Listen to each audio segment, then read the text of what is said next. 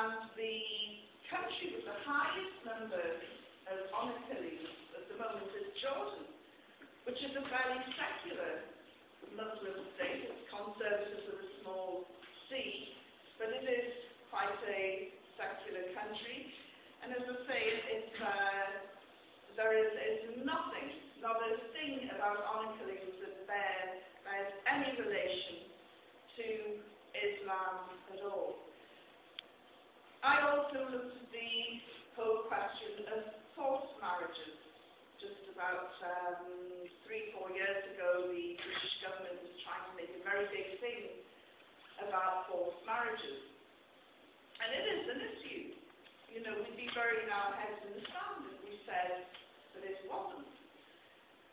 But I began to look at the numbers, and maybe 100 forced marriages have been registered in a year. When you consider there are more than 2 million Muslims in Britain, I'm not great at maths, but it works out as something like, well, it's 0.00% something. There'll be some genius in here who'll be able to tell me, I'm sure. But it was a very tiny minority. And I rang the Home Office, and I said, look, you've made this headline news. You've put this centre stage as though it's reaching epidemic proportions.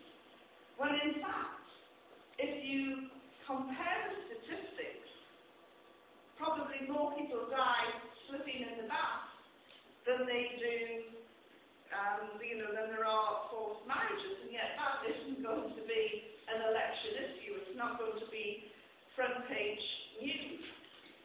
And they said, well, the figures could be 10 times worse. I said, okay, that's 1,000. What is that percentage-wise? Again, it's less than 1%. Is this really an issue? I submit it's not a serious problem. It's a problem that's there. And we have to acknowledge it, not just in the Muslim community, but it is a problem that exists. But again, it's something that is not Islamic, as I found out when I got married a couple of years ago, and during the service, the imam asked me during various stages, do you want to marry this man?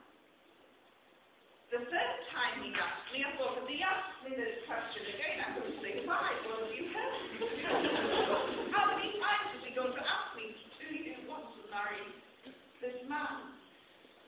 The other thing that's interesting in the marriage service is you draw up contracts. I drew up my own contract in which I put down my hopes, fears, expectations. Hollywood lawyers call them prenuptial agreements. They've been around for the last 1,400 years for Muslim women.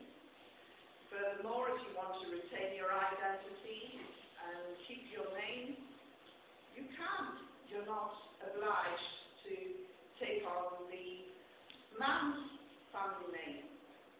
And there were lots of different things that I was looking at. I'm not an expert on Sharia law, but to my way of thinking, looking at the divorce rights, I began to realise that what's mine is mine, and what's his is half of mine, should things go bad. I thought, well, that's something that is indeed quite interesting. I began to look at other rights. What women wear. I mean, that is another hot issue. And there is one simple rule that's written for women that we cover, well, it's called 1.5, 2, that we cover and dress modestly.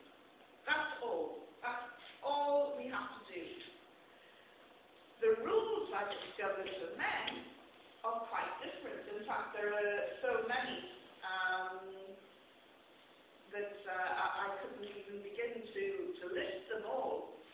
But I often say to brothers who very opinionated about what sisters wear is, do you know what you're supposed to wear and how you're supposed to wear it and what you're not supposed to wear? And they look and say, go away, you sort out your wardrobe, leave us to sort out ours. But this, the hijab, gets everybody very excited. I didn't wear a hijab when I first embraced Islam. And I really read up extensively. I talked to all sorts of scholars, and this is something else that I discovered in Islam. Scholars for dollars. If you pay enough, you'll get a fatwa that you want to hear. I found a sheikh in Afghanistan who told me it's okay to smoke, which is what I wanted to hear. 10 more had told me, no, it's not good, but I'll come back to that later. But I looked, and wearing the hijab is an obligation. I won't criticize those women who choose not to wear it. That is their decision. The thing about Islam is we're each responsible for ourselves. And when we go before God on the day of judgment, I won't have to account for anybody's actions in here. I have to account for myself. So there's, a lot of responsibility in being a good Muslim. And that's something I think that most practicing Muslims, like practicing Christians and Jews and Hindus, I would imagine, just will aspire to do. You try and do the best that you can. But the hijab, it took me quite a while to wear it. As I say, there's no, it's just not even up for debate. It's there, referenced at least twice in the Quran that women should cover their head. So it was for me a matter of trying to get used to the idea of wearing it. Now, I absolutely love wearing my hijab. It's part of my business suit.